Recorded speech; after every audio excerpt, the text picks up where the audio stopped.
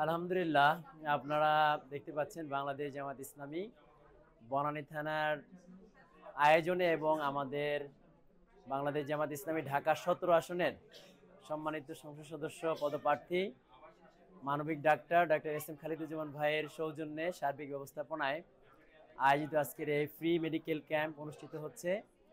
এখানে আমরা কয়েক শতাধিক মেল এবং ফিমেল রোগীদেরকে আমরা সেবা দিচ্ছি এবং এটা ধারাবাহিকভাবে আমাদের চলছে।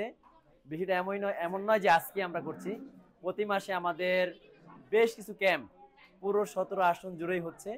তার এই ধারাবাহিকতায় আজকে এখানে অনুষ্ঠিত হচ্ছে। এখানে আমরা ফ্রি যেমন প্রেসক্রিপশন দিচ্ছি, ব্লাড প্রেশার মাপা হচ্ছে, ব্লাড গ্রুপিং করা হচ্ছে, তারপর রোগীদের ডায়াবেটিস টেস্ট হয়, আমাদের শিশু নারীদের জন্য চিকিৎসক আছে আলাদা।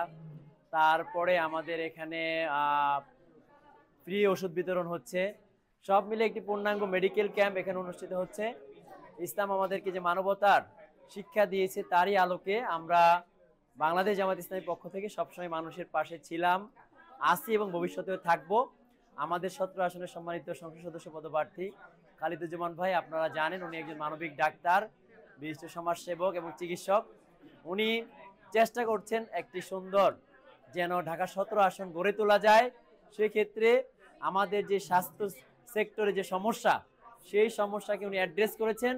এটার সমাধানের একটি প্রাথমিক উদ্যোগ যে আমরা এরিয়া ভিত্তিক ফ্রি মেডিকেল ক্যাম্প, দাতব্য চিকিৎসালয় এবং জিম প্রতিষ্ঠা করার মাধ্যমে আমাদের স্বাস্থ্যের জায়গায় যেন একটা পরিবর্তন আনা যায়, সেই লক্ষ্যকে নিয়ে আমাদের এই ফ্রি মেডিকেল ক্যাম্পগুলো অনুষ্ঠিত হচ্ছে। আমাদের এই ক্যাম্পগুলোতে আপনারা দেখতে পাচ্ছেন প্রচুর মানুষের আমরা সাড়া পাচ্ছি এবং তারা রেসপন্স করছে এবং তারা আমাদের প্রার্থীর প্রতি দোয়া এবং ভালোবাসা ব্যক্ত করেছে এবং জামাতের পাশে সবাই থাকবেন এটা তারা বলছেন। আগামী দিনে তারা যে কোনো উদ্যোগে আমাদের পাশে তারা থাকবেন, সহযোগিতা করবেন, সেই আশ্বাস আমাদের অত্র এলাকার সম্মানিত ভাই এবং বোনেরা ব্যক্ত করেছেন। আশা করি সবাইকে নিয়ে আমরা একটি সুন্দর সমাজ গড়তে পারবো।